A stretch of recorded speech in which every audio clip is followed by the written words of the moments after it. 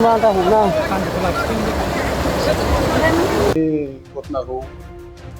दहायसो मिथिदों। जाथाया जादों 28 तारिख बेलासिनि समाव जादों। दा घटनाखौ मिथिसारै बायदि फरेस्ट डिपार्टमेन्टआ सासे फुंखा बसुमतारी होननाय 12 बैसो जायाखै गथ' सासे गोनां हाबा जानायाबो 5 बोसोर जाबाय। बेखौ गावथारदों बे बाथ्राखौ आं खोनादों। खोनानाय लोगो लोगोनो आं खुब गाज्रि मोनदों, दुखु मोनदों। आं खबर लाहरदों मारै जामारदों। दा जों जा खबर मोनो अबजेक्टिभ खबरखौ जों एक्जाक्ट खबरखौ जों बांसिन जों मोनो आरो जों फेब्रिकेटेड खबरखौ जों मोना। दा जों डिटेल्स खबरखौ जों बांसिन जों मोनो। दा जों गामिनिफ्राय खबर लायोब्ला गामिनिफ्राय खबर लायोब्ला मोजां आरो लोगोसे दायनिगिरि रिपर्टारफोर बिसोरनिफ्रायबो आं खबर लादों। बिसोरो मोजां रिपर्टिंखौनो होयो। बेफोरबायदि खबरखौ आं लानानै नायबाय दहाय जे जा फरेस्ट डिपार्टमेन्टआ फुंखा बसुमतारी गावदों बे एक्टरनि खोब अननाय जादों जोंनि आसामफ्राव आरो बे जगायनो खामानि मावदों। दा आं मिथिनाय बायदिब्ला फुंखा बसुमतारीया हाग्रायाव थांदों। बे दंफां लायदों जानो हागौ बेखौ बयबो सिखार खालामदों जायगा मानसिया। खिन्थु बे जे दंफां लायदों दंफां लायग्रा बेहा गय फासबो नङा बेबो नङा। दंफां दुमनि दङ जोंनि मावग्रा बे लोगोफोरजों बिदि थांदों दंफां लायदों बेखौ जानो हागौ। खिन्थु बेबायदि होननानै दंफां लायदों होननानै बे मानसिखौ गावनांगौ बबेहाय आनाव दं आयेनाव मानसिखौ गावनो मोनो नामा दाय थागोन गावनो नामा दाथ' बानायनाय आं हमदों दा बे बानायनाय फेब्रिकेसन खालामबाय जे गावलायदों खुनु फरेस्टजों गावलायनाय खुनु दुइ नम्बरनि मानसिफ्रा गावलायनाय बा दंफां लाइफांफ्रा गावलायनाय बिदि जों खुनु खोनाफेराखै जाफेराखै बिदि घटना जायोब्ला गावखौ बासायनो थाखाय डिटेल खालामनो बे बाथ्राखौ बुंबाय थायो बानायो। दा बानायबाय बे गावलायदों होननानै एक्सुवेलि जायनाखि रिपर्ट मोनदों गावलायाखै आरो जायफ्रा 7 मानसि खारनांगौ दं बिसोरो डिटेल्स बुंबाय बिसोरबो जों रिपर्ट मोनदों। दा बिसोरबो बुंबाय बिदि खुनु गावलायनाय खोथा गैया थांनाय फरेस्टआ गावदों ओमफ्राय गावसोर जेरैबायदि खारदों ओमफ्राय बे खाराखै बे जायनि फुंखा बे खाराखै नैबे गावथार जाबाय आरोखि गाव अनुमान खालामदों बेखौ हमनानै बेखौ हान्थु फरायनानै थुनानै गावदों बायदि मोनसे अनुमान खालामदों आरोखि खर'आव थुनानै गावदों बिदि खर'आ सेरला बरला खाथिनिफ्राय गावनायनि बे माबा बेखौ थरदन्द खालामदों बेखौ एसे गोजान देन्सनिफ्राय गावा बेखौ मिथिखागोन। दा बाथ्राया दुखुनांथाव बेनो जाबाय जे जोङो बेबायदि घटनाखौ जों आगोलावबो मोनदों। बे अरुणाचल समाव बे थांनाय गियानफुरावनो 2022 हेमन्त नार्जारिखौ गावबाय एखेबारे हमनानै गावदों बेखौ एखेबारे हमनानै गावबाय साइकेलजों थुख्रासे दंफां लाबोदोंमोन 500 थाखा फरेस्ट डिपार्टमेन्टनो होदों 500 थाखा फरेस्ट डिपार्टमेन्टनो होनानै बे दंफांखौ लाना फैदों बुरजाफोराव लाना फैदों। खिन्थु लामायाव बेखौ सोरांसि सासे इयुनजोलैनि मानसिया आनथ्रायबाबो बे फरेस्ट डिपार्टमेन्टनि सिगां लानानै राइफलजों गावहैबाय थुनानै बेसेबां अननाय बे बेसेबां इलिगेल बियो बेसेबां इनजास्टिस बियो सोर हुखुम होदों बेलाय दा मा जाखो बिसारा बहा बिसाद मोनदों बिसादथ' मोनाखिसै दा दंफां सिखाव दंफां खावग्रा होननानै नैबेखौ दाय होनानै फोजोबबाय। दा दिनै फेमिलिया मा अबस्थायाव दं सोरबा खबर लादों बर'नि बे बिटिसिनि जेनाखि नेताफोर खबर लादों बेखौ खबर लादों बिनि फिसाफ्रा बोरै थांनानै दं मा अबस्थायाव दं खबर लादों बेखौ सिखाव साजायनानै बेखौ ओरैबायदि गाज्रि मोनसे माबाजों भिक्टिम खालामना होबाय दा बिसोर दायानो जेबो गैया आइअवाइनि न' जिअवाइनि न' दंफां थुख्रा लादों बेनो गावथार जाबाय आइनाव बिदि दं आरो बे माबाबो गावथारबाय बे थाख्लाय दैयाव थांनानै बे माबाखौ सासे बर' मानसिखौ हाबा जेबो बारा गोबाव जायाखै फिसा दं लेखा फरायफुनाय गथ' दङ बेखौबो गावथारबाय थांनानै गावथारदों हमनानै दोनदों गोबावनो फरेस्ट डिपार्टमेन्ट अफिसाव आरो बेखौ लानानै थांनानै गावथारदों बेसेबां अननाय बियो आयेनाव बेबायदि दं नामा गावथारनो हानाय आयेनाव मा दं फालाय माबा दाय जादोंब्ला माबा मोनसे भुल जादोंब्ला हमनानै साजा हो जाहाथे बुंनांगौ बाथ्रा गैया साजा हो दाय मावदों रावबो जेबो बुङा दसे मानसिखौ हमनानै साजा होनायाव आयेन गथ'नि साजा होजोबो खिन्थु नों मानो गावखो नोंनो सोर अथ'राइज खालामनो सोर गावखो सोर थोनदों फालाय बिदिलाय आयेनाव बिदि नङा आरो थोनग्रा सोर बिलाय दा बेखौ साजा होनांगौ जाय थोनदों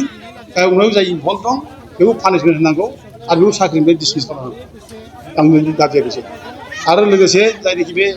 न'खर भिक्टिम जाबाय बे फेमिलिया दा बोरै थांनो हानो बिसि दं सासे फिसा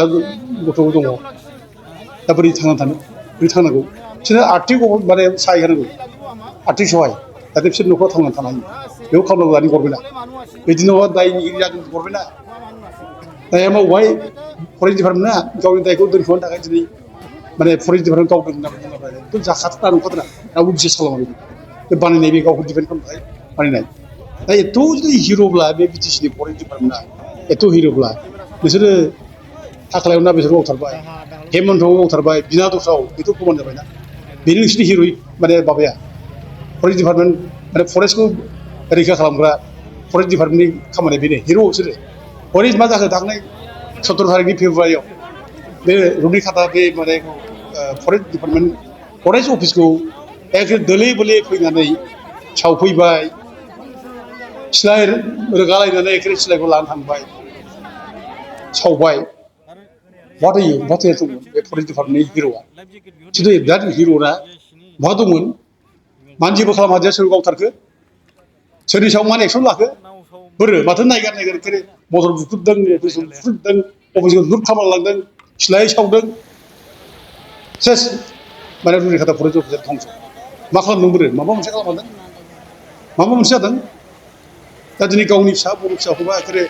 दाय होयै गावथारनाय गावनि बर' फिसाखौबा एंकरेज खालामदोंसो हाग्रायाव थानो मोना सिगियो बिरादनो बर' फिसाखौबा बर' फिसाखौ ओंखारनो नागिरो खिन्थु बे हाग्रायाव जे एथ' मानसि दिनै हाबनानै दं बे बाहेरानिफ्राय दिनै माने झारखन्ड हाबनो थाखाय झारखन्ड थानो जायगा गैला बेयाव इन्डास्ट्रि खुलिनाय मानाय जायगा दिनै रानसाव जायगा आरो मावबादिनि उपद्रब बे मावबादिनि उपद्रबआव पुलिस मिलिटारि उपद्रबआव दिनै थानो हायैनि गोबां मानसिया बेयाव खारनानै थाफैबाय दा गोबां मानसि असिनाखि मानसि दं भाषाबो रोङा जोंनि माने बे जायगानि भाषाजों मिलाया हाबनानै दंफैयो बिसोरखौ माबा मोनसे खालामदों थांनाय 17 तारिखनि जायनाखि घटना फरेस्ट बुथुमनाय बिनि उननिफ्राय गथ' रायजो राजाफ्रा बुंदोंमोन जोंबो बुंदोंमोन जेसेबां इलिगेल भाबै बाहेरानिफ्राय हाबनाय थाबाय दं बिसोर आइडेन्टिफाइ खालाम बेखौ अनेक थाबनो आइडेन्टिफाइ खालामनाय सिनाक्त'करन खालामनायसो थाबनो इभिक्सन खालाम होखार होनना बुंदोंमोन मा खालामदों बोरो मा खालामखो मा मोनसे खालामदों जेबोथ' खालामाखै बरंस बिसोरनो दा हा होनोसै बेस्थ' दा हासो नांगौ बिसोरनो हासो नांगौ बेनो जाबाय जोंनि सरकारा बेनो जाबाय जोंनि फरेस्ट डिपार्टमेन्टनि माने हिर'इक स्पिरिटआ बेनो जाबाय मा खालामखो बोरो बे 2000 माने जायनाखि 6 जायखि फरेस्ट भिलेज एक्ट बे आयेनखौ इमप्लिमेन्ट खालामना जोबनो हादों बेखौ इमप्लिमेन्ट खालाम बे 2006 जाय फरेस्ट राइट्स एक्टनि जायनाखि माने धारा बे धारा बादि इसिबां नन ट्राइबेल मानसिफोर दं बाहेरानिफ्राय हाबनो थांनाय बिसोरखौ माने